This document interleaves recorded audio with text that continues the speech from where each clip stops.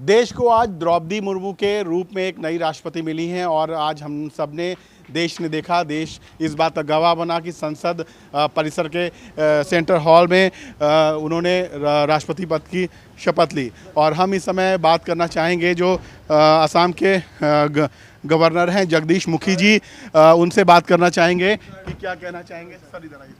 Sir आज आपने वहाँ पे सेंट्रल हॉल में गया था और क्या मैसेज है असम की जनता के लिए, देश की जनता के लिए? स्वतंत्र भारत के इतिहास में ये एक स्वर्ण अवसर है कि देश के एक पिछड़े वर्ग से हमारी बहन को मौका मिला है देश की सेवा करने का सर्वोच्च पद पर रह करके। और ये उपलब्धि देश को संवैधानिक रिजर्वेशन के कारण नहीं मिली है, ये सुअवसर राजनीतिक निर्णयों के कारण किए गए हैं। और मैं समझता हूँ ये देश का सबसे बड़ा सौभाग्य है कि आज एक ट्राइबल बहन को देश के सर्वोच्च पद पर सम्मानित किया गया। सर आपने काफ़ी काम किया है रामनाथ कोविंद जी के साथ भी, उनके समय को आप कैसे याद करते हैं और कोविंद जी के बारे में क्या कहना चाहिए?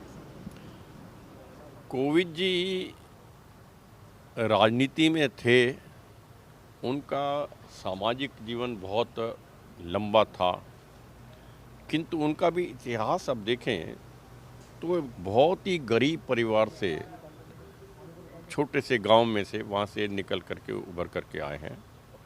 और वो भी एक राजनीतिक निर्णय ही था कि एक एससी कैटेगरी के साधारण एक राजनीतिक को सर्वोच्च पद पर बैठाया गया था, किंतु उन्होंने इस पद की सार्थकता को सिद्ध किया। उनमें बहुत बड़ी योग्यताएं हैं, अच्छे एडवोकेट रहे हैं, उस नाते से उनका मार्गदर्शन पूरे देश को तो मिला ही है, विशेषकर हम गवर्नर्स के लिए उनका मार्गदर्शन हमेशा में याद रहेगा। Thank you sir. ठीक, बिल्कुल। ये थे आसाम के राज्यपाल जगदीश मुखी जी, जिनका मानना है कि जो द्रौपदी मुर्मू के रूप में भारत को जो नई राष्ट्रपति मिली हैं वो एक ऐतिहासिक पल रहा है जो आज उन्होंने शपथ ली है। और साथ ही साथ असम के राज्यपाल जगदीश मुखी जी ने अपने जो रामनाथ कोविंद जी के साथ में काम किया है उसको याद करते हुए कहा कि रामनाथ कोविंद जी के साथ काम करना भी एक गौरव का अनुभव रहा है। नई दिल्ली से कैमरामैन प्रदीप सिंह रावत के साथ मनीष शुक्ला, NK TV।